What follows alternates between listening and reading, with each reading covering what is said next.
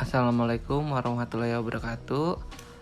Perkenalkan, nama saya Hoirun Nur Ahmad dengan NIM 222101126.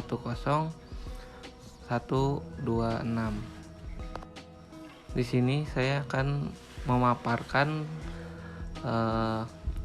diftong dan klaster.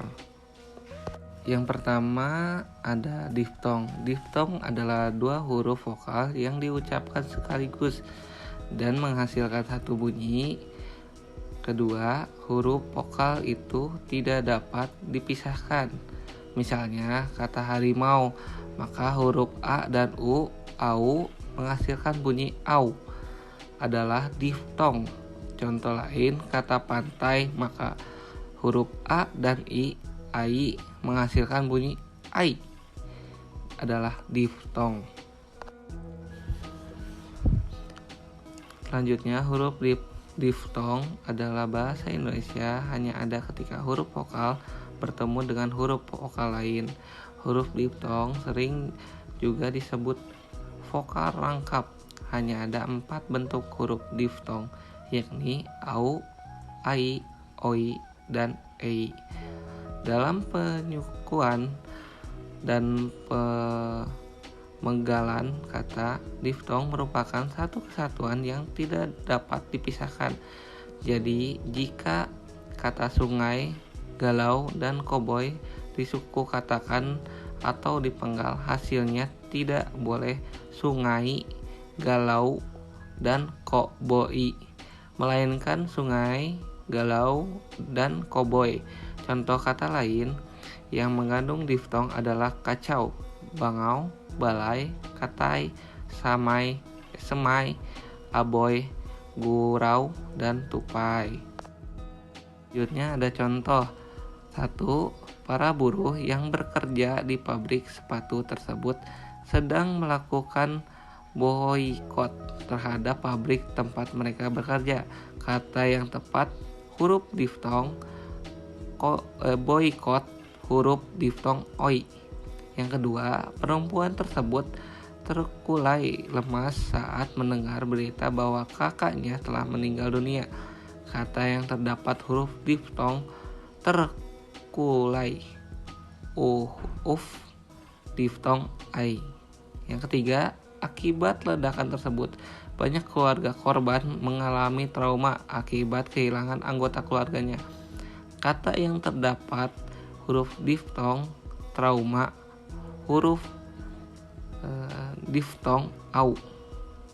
Yang keempat, setiap mengunjungi kota ini, dia selalu mampir untuk makan gulai kambing parudi yang amat terkenal tersebut. Kata yang terdapat huruf diftong gulai, huruf diftong ai. Yang kelima, tanggal 1 Mei banyak buruh turun ke jalan untuk memperingati hari buruh. Kata terdapat huruf diftong Mei, huruf diftong ei. Nah, selanjutnya masuk ke klaster. Dalam bahasa-bahasa tertentu, bunyi klaster atau konsonan rangkap 2 atau lebih ini merupakan bagian dari struktur fonetis atau fonotatis yang disadari oleh penuturnya. Oleh karena itu, pengucapannya pun harus sesuai dengan struktur fonetis tersebut. Sebab kalau salah pengucap akan berdampak pembedaan pada pembedaan makna. Bunyi klaster atau bunyi klaster konsonan rangkap 2 atau lebih merupakan bagian dari struktur fonetis atau fonotaktis yang disadari oleh penuturnya. Oleh karena itu, pengucapan pun harus sesuai dengan struktur fonetis tersebut. Sebab kalau salah mengucapkan akan berdampak pada pembeda makna. Onar rangkap 2 atau lebih merupakan bagian dari struktur fonetis atau fonotaktis yang disadari oleh penuturnya.